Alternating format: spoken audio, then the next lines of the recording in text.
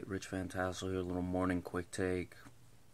It's about 8:30 in the morning, Monday, February 15th, 2016, talking about the NBA All-Star Game. A game that I did not watch. Not really the biggest fan of All-Star games. I don't watch the NBA All-Star Game. I don't watch the Pro Bowl, certainly not the Pro Bowl. Sometimes I watch the three-point contest, but I missed it this time. I've seen a lot of comments about the game. It was 196 to 193 in favor of the West. They almost got 200 points.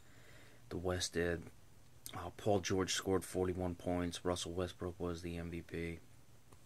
Again, but the post that people were talking about were how poor the defense was playing. It was kind of a little both ways. Some people said, don't complain. It's an exhibition. You don't want to risk injuries. Other people were complaining about how poor the defense was. I watched about 3 minutes of highlights, and there was no defense being played. It was very embarrassing. I get that you don't want guys to get hurt. Certainly not for an exhibition game, and I don't want to see guys get hurt either. I would rather just not see the game be played. To be completely frank with you, just give these guys the time off. When you talk about awards for me, I've always said that the All-NBA team and the All-Defensive teams, that's where your bread is buttered as far as, a prestigious award. An All-Star game means nothing. You got fans who vote for it. I mean, Yao Ming was going to All-Star games as a starter every time in his career, probably because there were people with, guns to their head in China who had to vote 15 times, and you got a billion people out there. So it doesn't really dictate how good of a player you are or not, it's how popular a player are. I mean, Kobe Bryant in any other year would not be in an All-Star game or receiving, that honor, but he is this year just because he's most popular. Now, as far as what can you do, if you're going to continue to play the game, you have to do something about the defensive situation. Like I said, I watched the highlights. There was no defense being played. Don't let people trick you. It was feeble. You don't have to dig in and grind out and play, NBA playoff style defense here.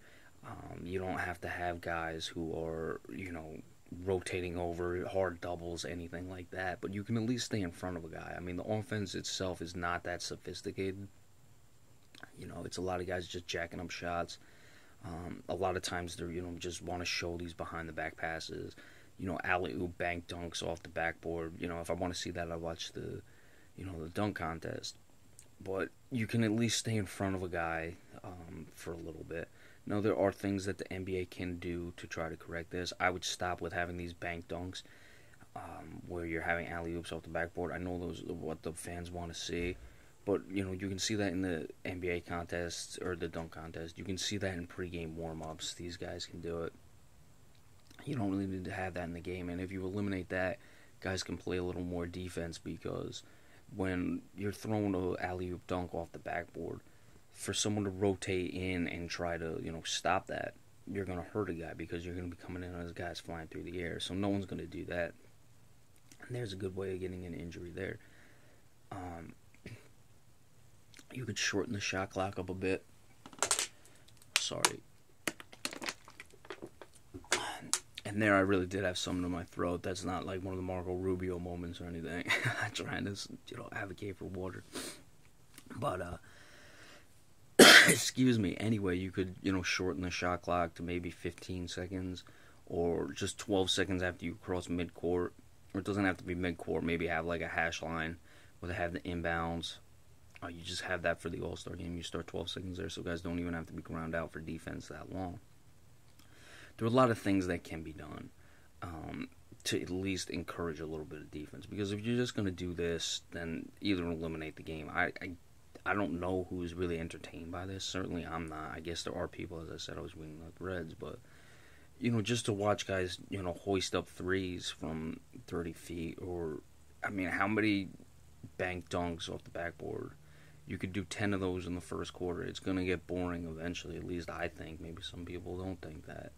But it's the same thing. And again, watch the dunk contest. These guys could participate in the dunk contest. They're seeing, 35 behind the back passes. By halftime, all these things no one's going to want to see anymore. And you're going to lose the interest there.